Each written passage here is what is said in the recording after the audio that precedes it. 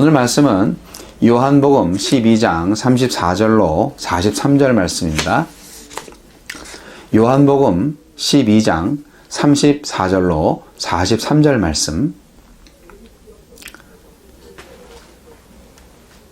읽겠습니다. 이에 무리가 대답하되 우리는 율법에서 그리스도가 영원히 계신다 함을 들었거늘 너는 어찌하여 인자가 들려야 하리라 하느냐? 이 인자는 누구냐?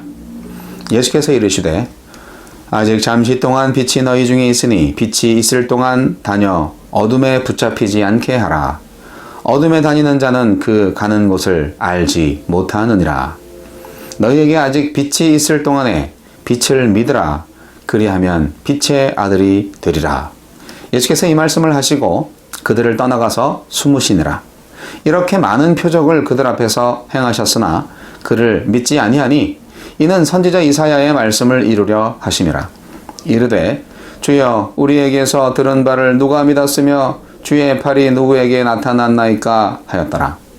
그들이 능히 믿지 못한 것은 이 때문이니 곧 이사야가 다시 일렀으되 그들의 눈이 멀게 하시고 그들의 마음을 완고하게 하셨으니 이는 그들로 하여금 눈으로 보고 마음으로 깨닫고 돌이켜 내게 고침을 받지 못하게 하려 함이라 하였음이니라. 이사야가 이렇게 말한 것은 주의 영광을 보고 주를 가리켜 말한 것이라. 그러나 관리 중에도 그를 믿는 자가 많되 바리새인 때문에 드러나게 말하지 못하니 이는 출교를 당할까 두려워함이라.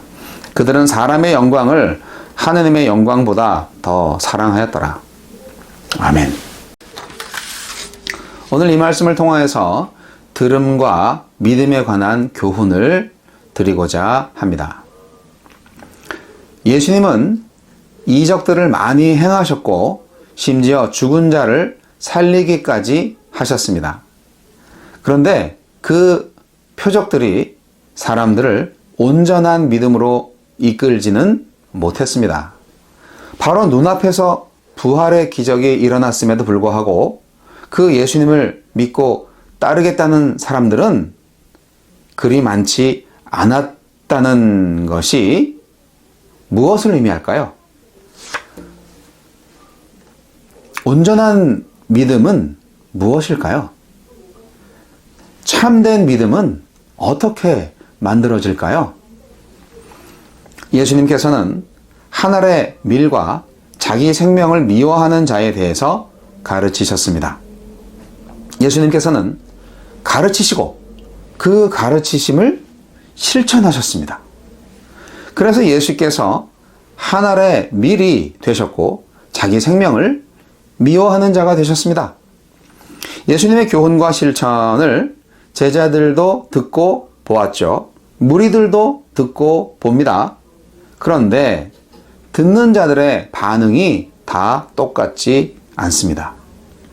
예수님께 들은 가르침을 누가 믿습니까? 누가 들은 대로 행하고 있나요? 오늘 읽은 요한복음서에서는 크게 두 부류의 사람들이 나옵니다. 첫째로는 전혀 믿지 않는 사람들이고요. 둘째로는 믿기는 믿지만 믿음을 밖으로 표현하지 않는 사람들입니다. 즉 불신의 사람과 반신의 사람들을 보는 겁니다. 근데 반신은 뭔가요? 반만 믿는 게 정확히 뭘 의미하는 걸까요? 반은 믿고 반은 안 믿는다? 그게 가능할까요? 오늘의 말씀은 예수님의 공적 사역상 대중들에게 베푸신 최후의 설교입니다. 유대인들을 위한 최후의 경고입니다. 유대인들의 불신에 대한 경고와 신앙회로의 결단을 촉구하는 마지막 호소입니다. 죽음을 목전에 둔 예수님의 절규라고도 볼 수 있습니다. 오늘 말씀 가운데에서 첫 번째로 다루어야 할 사람들은 불신하는 유대인들입니다. 유대인들은 예수님께서 정말 많은 표적을 행하셨지만 믿지 않았습니다. 표적을 믿지 못하는 사람들이 예수님께서 하시는 말씀을 믿기란 더 어렵겠죠.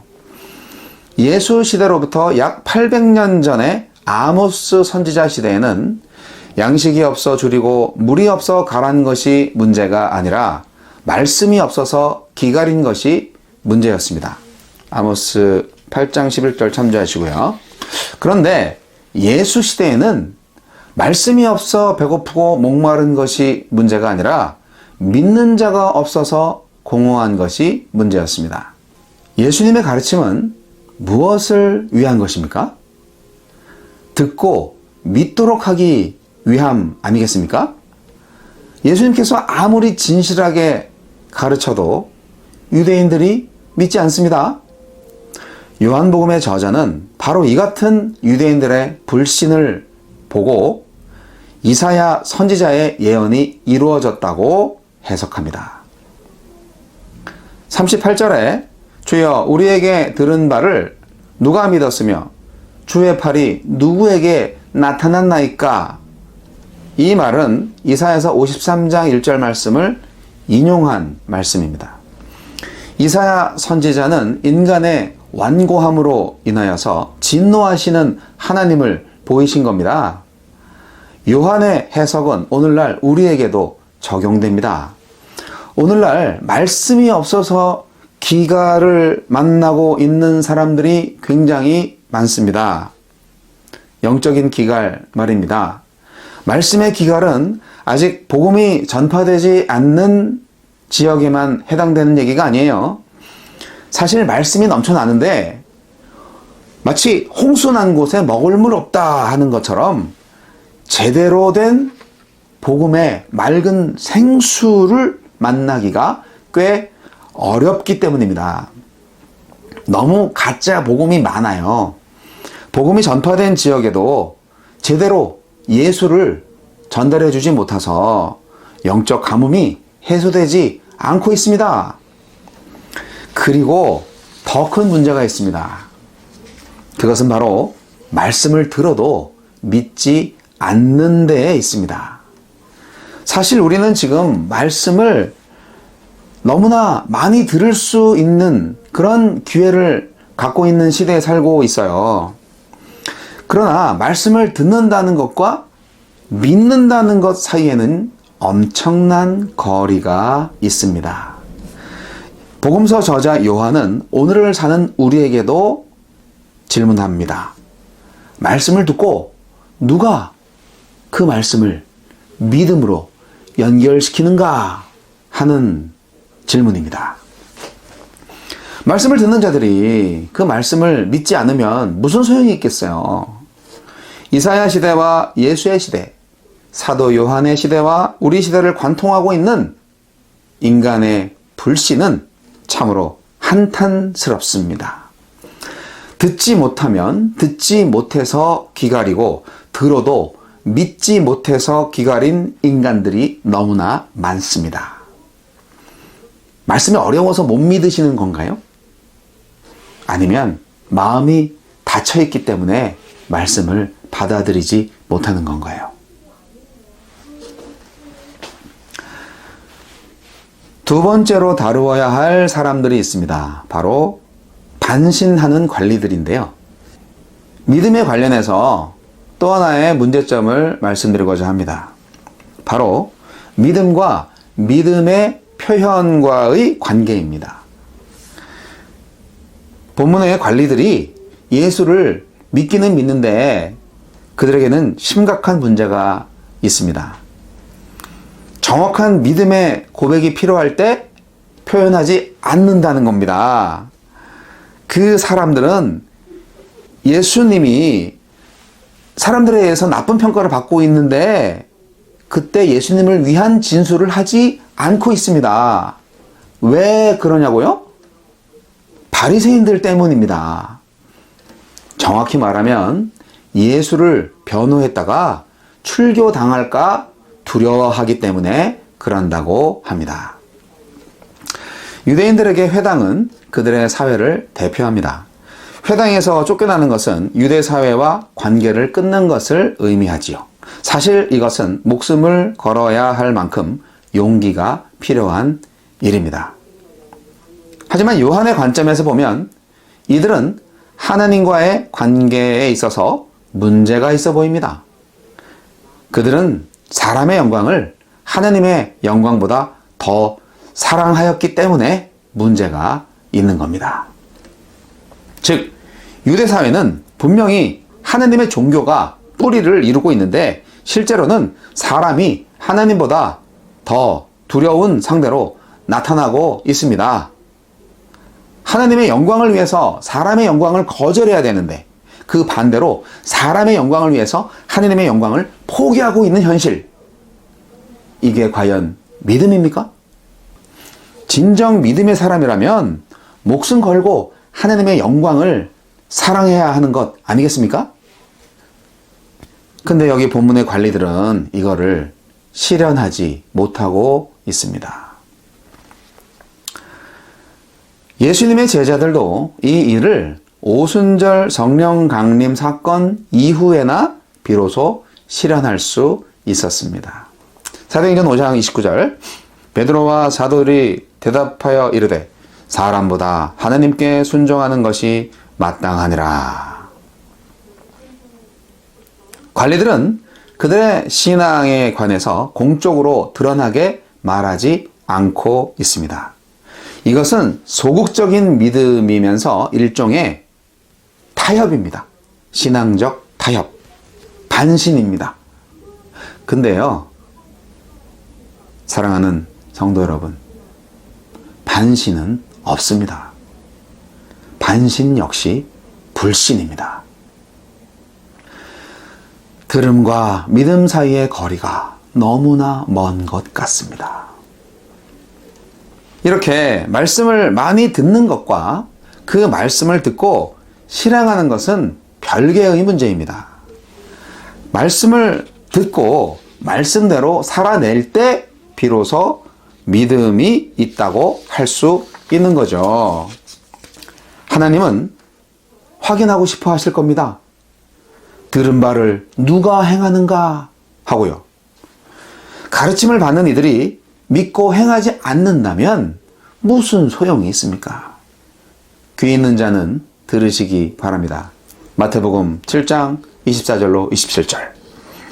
그러므로 누구든지 나의 이 말을 듣고 행하는 자는 그 집을 반석 위에 지은 지혜로운 사람 같으리니 비가 내리고 창수가 나고 바람이 불어 그 집에 부딪히되 무너지지 아니하나니 이는 주추를 반석 위에 놓은 까닭이요 나의 이 말을 듣고 행하지 아니하는 자는 그 집을 모래 위에 지은 어리석은 사람 같으리니 비가 내리고 창수가 나고 바람이 불어 그 집에 부딪힘에 무너져 그 무너짐이 심하니라. 오늘 요한복음은 우리에게 진정한 신앙에 관해서 설파하고 있습니다. 신앙이란 무엇입니까? 예수를 하나님으로 믿는 겁니다. 그리고 진정한 신앙인은 예수를 믿는 자로서 어두움에 거하지 않는 사람입니다. 이것은 신앙의 두 가지 측면을 설명하게 만드는데요. 첫째로 신앙인 자신이 개인적으로 어둠에 거하지 않아야 합니다.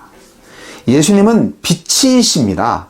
그렇기 때문에 예수 믿는 사람은 더 이상 어둠에 살지 않습니다. 빛의 아들이 되었으니까요.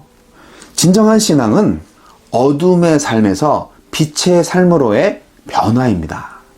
예수를 믿음으로 인생의 근본이 변하는 거죠. 만일 예수를 믿는다고 하면서도 아직 인생의 근본에 빛과 어두움을 가르는 변화가 일어나지 않는다면 그것 참 큰 문제입니다.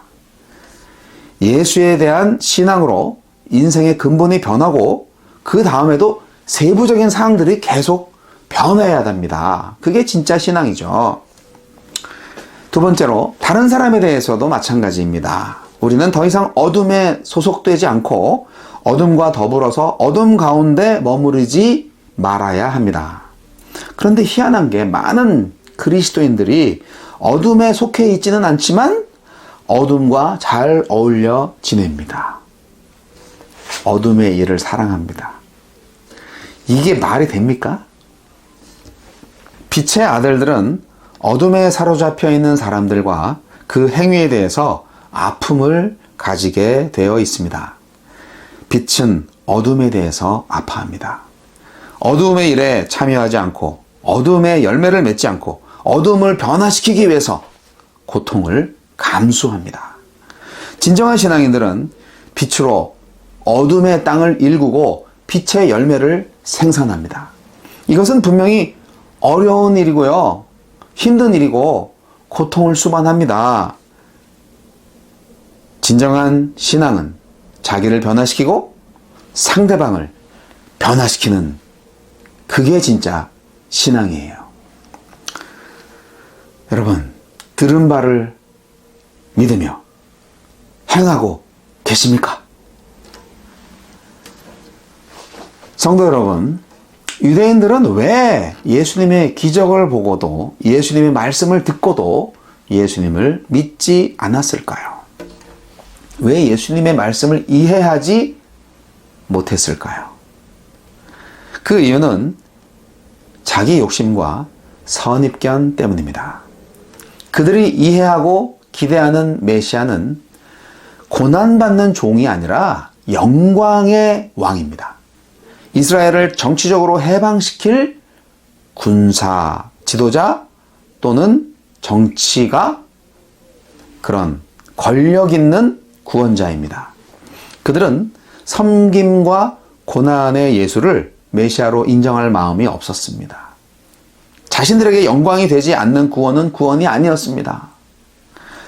가로등 불빛에 가려서 밤하늘 별빛을 바라보지 못하는 사람처럼 내 편견과 내 선입견을 버리지 못하면 진정한 진리의 빛을 볼 수 없게 됩니다. 진리의 예수님은 항상 우리 곁에 계시지 않습니다. 기회가 왔을 때 잡아야 합니다. 들을 수 있을 때 듣고 결단하셔야 돼요. 믿음의 결단을 뒤로 미루지 마십시오. 빛이 왔는데 왜 사람들은 그 빛을 받아들이지 않았을까요? 이사야는 그들의 눈이 멀고 마음이 완고하기 때문이라고 설명합니다. 자기 왕권을 내려놓지 않고 자기 나라를 포기하지 않으니 메시아를 영접할 수가 없지요. 우리는 어떻습니까? 만일 우리가 들은 바 그대로 믿고 따르면 과연 어떤 일이 일어날까요? 초대교회가 예수님을 하나님으로 믿게 된 근거들 중에서 예수님의 부활 사건이 매우 큰 역할을 한 것이 사실입니다. 그런데 요한복음은 부활만이 아니라 십자가의 죽음 사건 역시 예수님이 높이 들린 영광의 사건으로 증언하고 있습니다. 부활이 오기 전 이미 십자가에 하나님의 임재가 있었습니다. 예수님은 자기 비움과 겸비의 삶과 십자가 죽음 안에서 하나님과 하나가 되셨고 하나님의 아들로 높이 들리셨습니다. 십자가가 영광이라는 말은 매우 충격적입니다. 십자가 다음에 부활이 온다는 개념으로밖에 생각하지 못했기 때문에 그런 것 같습니다. 십자가와 부활은 이미 하나입니다. 십자가에서 예수님은 하나님과 하나가 되셨기 때문입니다. 내려가고 부서지고 비워내는 자리에 삼위일체 하나님이 임재하십니다. 성도 여러분, 온전히 믿고 따름은 표적을 보고 믿는 데 있지 않고 말씀을 듣고 믿는 데 있습니다. 들어도 믿지 못함은 나의 선입견 때문입니다. 내 마음속에 내가 만들어 놓은 하나님이 있어요. 그걸 깨부셔야 합니다. 열린 마음으로 말씀을 받아들이셔야 합니다. 말씀을 말씀 그대로 받아들이셔야 돼요. 골라 먹는 재미를 누리지 마시고요. 들음과 믿음의 거리 간격을 최소화시키세요. 신앙생활을 하시면서 하나님의 구원을 구하십니까? 아니면 나의 구원을 구하십니까?